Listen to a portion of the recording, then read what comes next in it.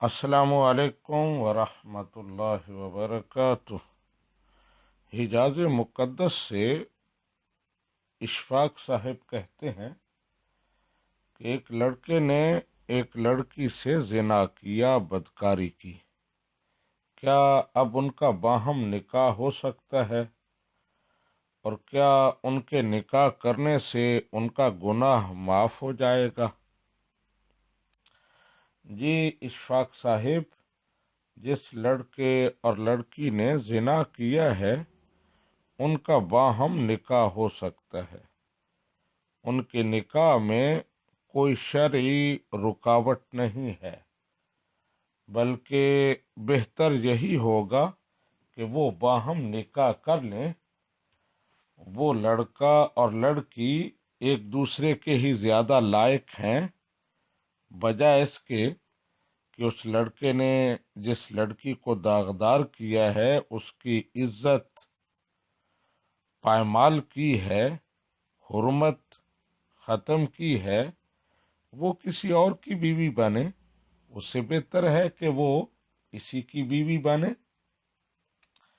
اور قرآن پاک میں ہے الزانی لا ینکح الا زانیۃ او مشرکہ، کہ عام طور پر یہی دیکھا گیا ہے کہ زانی ہمیشہ زانیہ اور مشرکہ سے نکاح کرتا ہے۔ وَزَانِيَةُ لَا يَنكِحُهَا إِلَّا زَانٍ او مشرک، اور زانیہ سے یا زانیہ زانی سے اور مشرک سے نکاح کرتی ہے۔ تو عام طور پر اصول یہی دیکھا گیا ہے کہ بدکار مرد بدکار عورتوں کو اور بدکار عورتیں بدکار مردوں کو اپنے لیے ترجیح دیتے ہیں۔ اور قرآن پاک میں دوسرے مقام پر ہے الخبیثات للخبیثین والخبیثون للخبیثات، خبیث اور بدکار عورتیں خبیث اور بدکار مردوں کے لیے ہیں، اور خبیث اور بدکار مرد خبیث و بدکار عورتوں کے لیے ہیں۔ تو اس لیے ان کا باہم نکاح کرنا جائز بھی ہے اور زیادہ مناسب بھی ہے۔ اس لیے بھی کہ اگر اس زنا کی وجہ سے عورت حاملہ ہو گئی ہے، اب وہ حمل کی صورت میں کسی اور مرد سے نکاح کرے تو اس کا ہونے والا خاوند وضع حمل سے پہلے پہلے، یعنی بچے کے پیدا ہونے سے پہلے پہلے اس سے جماع نہیں کر سکتا۔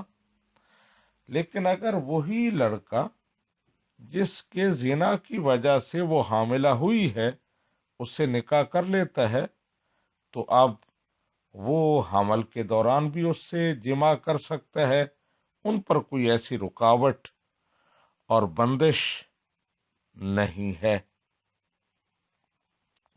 جہاں تک تعلق ہے گناہ کا کہ کیا اس نکاح سے گناہ معاف ہو جائے گا، تو یہ ٹھیک نہیں ہے۔ اس نکاح سے ان کا گناہ معاف نہیں ہوگا۔ اس گناہ سے اور اس گناہ کو معاف کروانے کے لیے انہیں توبہ کرنی ہوگی، بغیر توبہ کے وہ معاف نہیں ہوگا۔ وہ سچے دل سے توبہ کریں، توبہ کی شرائط پوری کریں، اور اس کے بعد اللہ سبحانہ و تعالیٰ سے امید رکھیں کہ وہ ان کا گناہ معاف فرما دے گا۔ اب یہ مالک کی مرضی ہے۔ الجامع لاحکام القرآن میں ہے کہ حضرت ابو بکر صدیق رضی اللہ تعالی عنہ کے زمانے میں ایسے ہی ایک مرد نے ایک عورت سے زنا کیا، ان کو کوڑے لگائے گئے اور پھر ان کا نکاح کر دیا گیا۔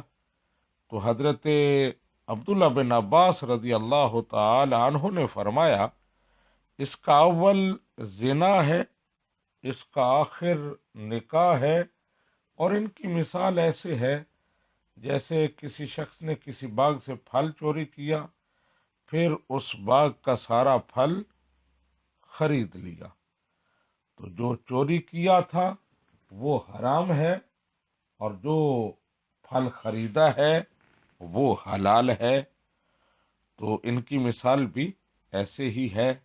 تو بہرحال ان کا نکاح باہم ہو سکتا ہے، لیکن اس نکاح سے وہ گناہ معاف نہیں ہوگا، اس گناہ سے انہیں باقاعدہ توبہ کرنا ہوگی، تب وہ معاف ہو سکتا ہے، اور وہ امید رکھ سکتے ہیں کہ وہ معاف ہو جائے گا۔